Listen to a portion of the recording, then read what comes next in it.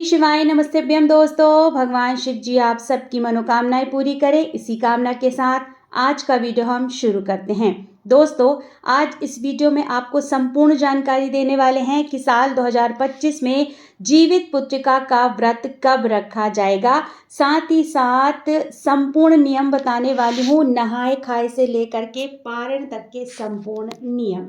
नहाए खाए वाले दिन हमें क्या खाना चाहिए और क्या नहीं खाना चाहिए, और साथ ही साथ जीवित पुत्रिका व्रत में नहाए खाए वाले दिन मछली खाना ज़रूरी है क्या। संपूर्ण जानकारी प्राप्त करने के लिए दोस्तों वीडियो को पूरा ध्यान से अंत तक देखिएगा, सुनिएगा। वीडियो पसंद आ जाए तो वीडियो को छोटा सा एक लाइक कर दीजिएगा और साथ ही साथ अपने ही चैनल को जोर से सब्सक्राइब कर दीजिएगा दोस्तों।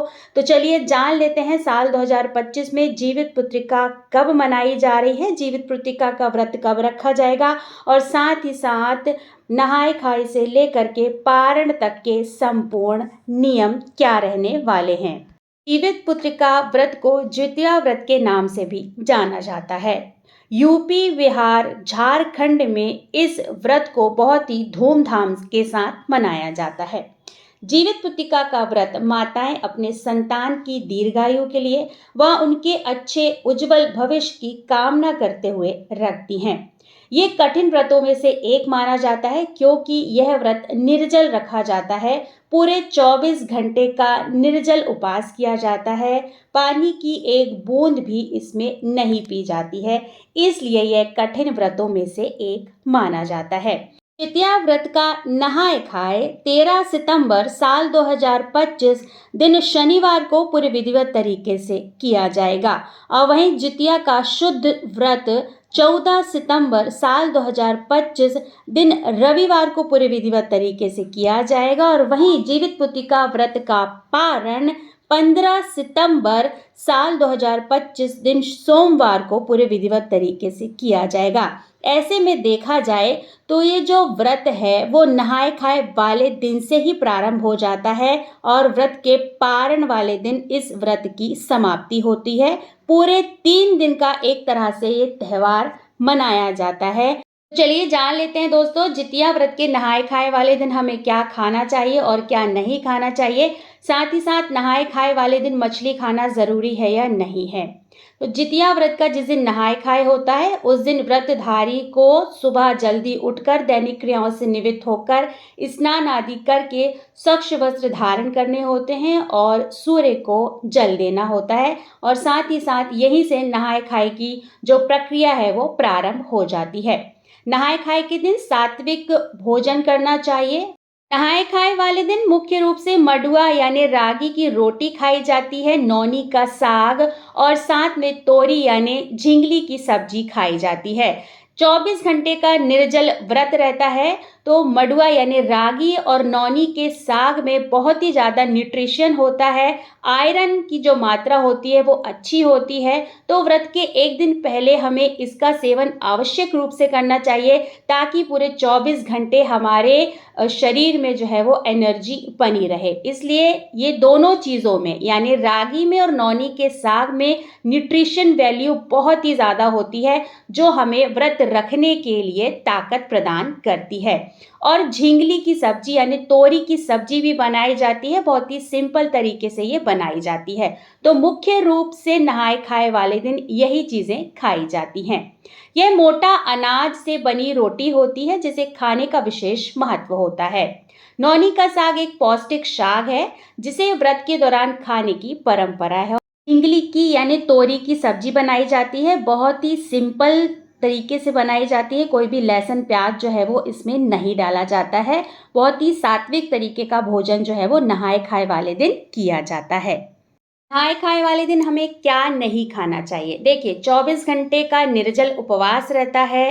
एक दिन पहले सात्विक भोजन करें, कम से कम तेल के पदार्थों का सेवन करें, ज़्यादा तेल वाली चीज़ों को ना खाएं, मसालेदार चीज़ों को ना खाएं, क्योंकि अगर मसालेदार चीज़ें हम खाएंगे व्रत के एक दिन पहले तो हमें दूसरे दिन अधिक प्यास लगेगी और हो सकता है कि हमारे स्वास्थ्य में भी असर हो जाए और हमें प्यास भी ज़्यादा लगेगी। इसलिए हमें बहुत ही सात्विक भोजन करना है और मसालेदार चीज़ों का सेवन नहीं करना है। इससे क्या है ना, पेट भी खराब होने की संभावना हो सकती है। इसलिए बहुत सात्विक भोजन करें, मसालेदार चीज़ें ना खाएं, तरलीय पदार्थ यानी कि आप नारियल पानी, जूस वगैरह जो है वो भरपूर मात्रा में नहाए खाए वाले दिन ले सकते हैं, पी सकते हैं, जिससे अगले दिन बॉडी जो है वो पूरी तरह से हाइड्रेट हो। तो आप इस बात का ध्यान रखें, ज़्यादा तेल और मसालेदार पदार्थों का सेवन ना करें। नहाए खाए वाले दिन हमें लहसुन प्याज का भी सेवन नहीं करना चाहिए, क्योंकि जितिया का जो व्रत होता है वो नहाए खाए वाले दिन से ही प्रारंभ हो जाता है। लहसुन प्याज तामसिक भोजन में आता है और व्रत के दौरान हमें तामसिक भोजन नहीं करना है, पूरी तरह से सात्विक भोजन करना है। तो इस बात का भी आपको ध्यान रखना है कि आप जो भी खाना बनाएं उसमें लहसुन और प्याज ना पड़े। सबसे महत्वपूर्ण बात कि क्या जितिया व्रत के नहाए खाए वाले दिन मछली खाना ज़रूरी है क्या? तो देखिए दोस्तों, कई क्षेत्रों में पूरी तरह से सात्विक भोजन किया जाता है। जैसा कि मैंने आपको बताया, यह व्रत यूपी, बिहार और झारखंड में बहुत ही धूमधाम से मनाया जाता है और बहुत ही प्रचलित व्रतों में से एक है। तो हम लोगों की साइड में अगर बताएं तो ऐसा मछली खाने का कोई भी रिवाज नहीं है। व्रत के एक दिन पहले ही हम पूरी तरह से सात्विक भोजन करते हैं, तो मांसाहारी और मछली वगैरह तो बहुत दूर की बात हो गई है। लेकिन देखिए, ये जो परंपरा है वो मिथिलांचल के कुछ क्षेत्रों में बहुत ही प्रचलित है और बिहार के भी कुछ क्षेत्रों में बहुत ही प्रचलित है। मैं पूरे बिहार और मिथिलांचल के बारे में नहीं कह रही हूँ। बिहार और मिथिलांचल के कुछ क्षेत्रों में नहाए खाए वाले दिन मछली खाने की परंपरा बताई गई है। यह धार्मिक मान्यता पे आधारित है, जिसके अनुसार चील और सियार की कथा से यह संबंध रखता है और इसे शुभ माना जाता है। हालांकि सभी क्षेत्रों में ये जरूरी नहीं है, जैसा कि मैंने आपको बतला दिया है। मछली खाने का कुछ क्षेत्रों में महत्व इसलिए बताया गया है और धार्मिक मान्यताओं के अनुसार इसको जोड़ा जाता है। जितिया व्रत की शुरुआत मछली और मड़ुआ की रोटी खाकर की जाती है बिहार और मिथिलांचल के कुछ क्षेत्रों में, जिसके पीछे सियार और चील से जुड़ी एक पौराणिक कथा है। यह परंपरा बताई गई है उन क्षेत्रों के लिए। यह बिहार के मिथिलांचल जैसे क्षेत्रों की एक खास परंपरा है और इसे वहां पर शुभ भी माना जाता है। तो देखिए, जिसके यहाँ ऐसी परंपरा ही बताई गई है उनके परंपरा के हिसाब से नहाए खाए वाले दिन मछली खाना आवश्यक है और उनकी परंपरा है। तो आप अपने हिसाब से देख लीजिएगा, अगर आपके यहाँ ये परंपरा है और ज़रूरी है तो आप अपने घर की परंपरा के अनुसार कार्य करिएगा। लेकिन अगर हमारे साइड पर बताएं तो ऐसी कोई भी परंपरा नहीं है। हमारे यहाँ तो व्रत के एक दिन पहले लहसुन प्याज भी जो है वो पूरी तरह से त्याग दिया जाता है। तो मछली खाने की तो बहुत बड़ी बात हो गई है। अगर आपके घर की ऐसी कुछ परंपरा है तो आपके घर का कुछ ऐसा नियम है तो आप देख लीजिएगा। लेकिन हम लोगों के साइड पे तो ऐसा कुछ भी नहीं होता है। लहसुन प्याज भी त्याग दिया जाता है, तो मछली खाना तो बहुत दूर की बात है। देखिए, हर घर के अलग अलग नियम होते हैं और प्रांतों के हिसाब से, क्षेत्रों के हिसाब से व्रत के, पूजा के कुछ कुछ नियम जो है वो बदल जाते हैं। मैं यहाँ पर ऐसा बिल्कुल नहीं कहना चाहूँगी कि वो गलत कार्य करते हैं।